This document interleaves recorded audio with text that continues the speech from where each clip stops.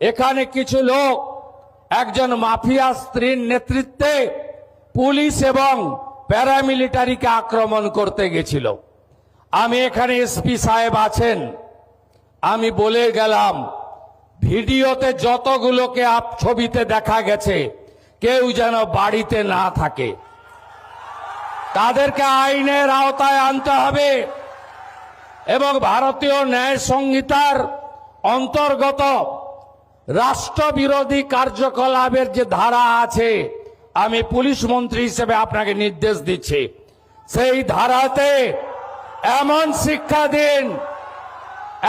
শিক্ষা দিন যাতে কোনোদিন কোন পুলিশ সরকারি কর্মচারী প্যারামিলিটারি যারা এসেছেন আমাদের সাহায্য করতে তাদেরকে কেউ আক্রমণ করার সাহস না রাখে।